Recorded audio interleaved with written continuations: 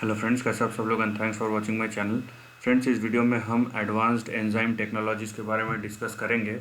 सो देखिए, इसके लिस्टिंग के बाद 2016-17 के बाद ये कंटिन्यूसली गिर रहा है और 2016-17 के जो हाई है 475-80, वहाँ से ये स्टॉक करीबन 80% गिर गया था।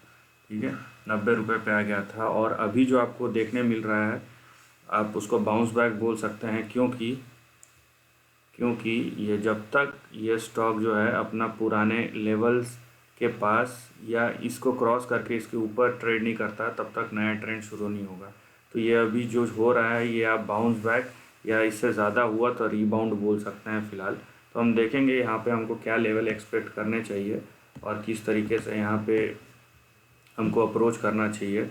ठीक है, तो यहाँ पे देखिए कि ऑल्दो ये एक अच्छा खासा बाउंस बैक दिखा रहा है, इसका मतलब ये नहीं है कि आप डायरेक्ट ही 475 पे पहुँच जाए, क्योंकि इसके बीच में भी बहुत सारे सपोर्ट और रेजिस्टेंस लेवल है जिसके बारे में आपको सोचना है और जिसके बारे में आपको ध्यान रखना है। राइट, यहाँ पे देखिए आप, ये जो है ट्रेंड आपका,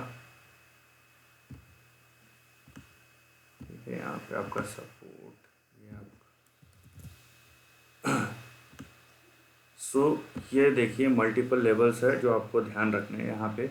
और एक चीज़ याद रखिए, आप अगर स्टेप बाय स्टेप चलेंगे तो थोड़ा सा आपके लिए बेहतर है।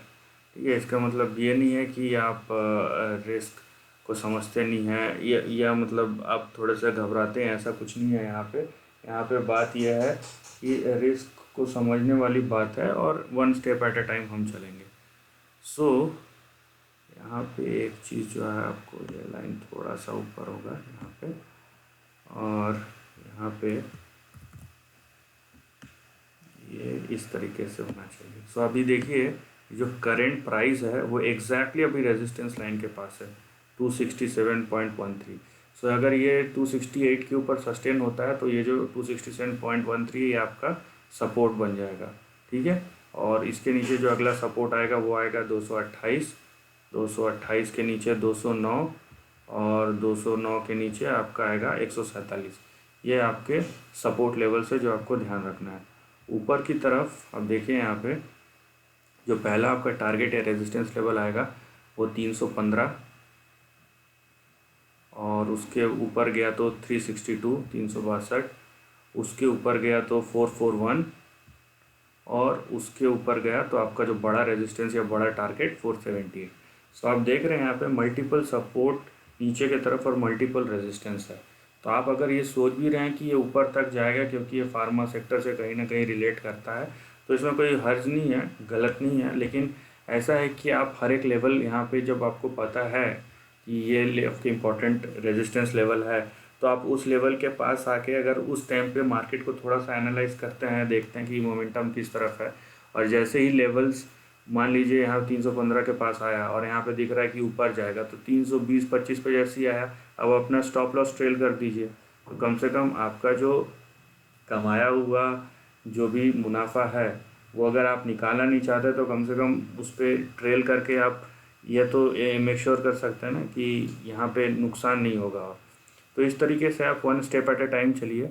अगर आप लॉन्ग टर्म नहीं हैं और बिजनेस के ऊपर पैसा नहीं लगा रहे हैं तो, और दूसरी बात, अगर आप बिजनेस के ऊपर देख के पैसा लगा रहे हैं कि ये बिजनेस स्ट्रांग है तो आपको फिर शेयर प्राइस को हर रोज़ हर दिन नहीं देखना चाहिए, महीने में एक बार देख ले तो काफ़ी है, क्योंकि बिज़नेस अलग तरीके से चलता है। दो बिजनेस और स्टॉक दोनों एक दूसरे से कोरिलेटेड है लेकिन दोनों का साइकिल बिल्कुल अलग है। ठीक है, स्ट्रॉन्ग बिजनेस के लिए प्राइस मैटर नहीं करता उतना, लॉन्ग टर्म के लिए, शॉर्ट टर्म के लिए तो प्राइस ही सब कुछ है, लेकिन लॉन्ग टर्म के लिए मैटर नहीं करता है। क्योंकि अगर आपने अच्छा बिजनेस खरीदा है रीज़नेबल प्राइस पे, ऐसा नहीं कुछ भी प्राइस पे, रीज़नेबल प्राइस से थोड़ा ज़्यादा भी हो तो फ़र्क नहीं पड़ता क्योंकि वो फ्यूचर में मेक श्योर हो जाता है। लेकिन ये है कि आप लॉन्ग टर्म होने चाहिए। आप अगर एक साल को लॉन्ग टर्म बोल रहे हैं, शेयर गिर गया, आपने 10 रुपये पे लिया, अभी शेयर 5 रुपये हो गया, अभी आप बोल रहे हैं मैं होल्ड करूँगा, तो लॉन्ग टर्म बोल रहे हैं। So that those things don't qualify. वो उसको आप बोल सकते हैं कि जिसको पता नहीं है वो कर रहा है, उसको न्यूआंस या नोवाइस एक्ट बोल सकते हैं, उसको मैच्योर्ड एक्ट तो नहीं बोलेंगे। So this is the end of the video पसंद आया तो लाइक और शेयर कीजिए, थॉट्स कमेंट सेक्शन में लिख के बताइए और ऐसे ही नए कंटेंट के लिए चैनल को प्लीज़ सब्सक्राइब कीजिए। Lastly, take care of your family and friends.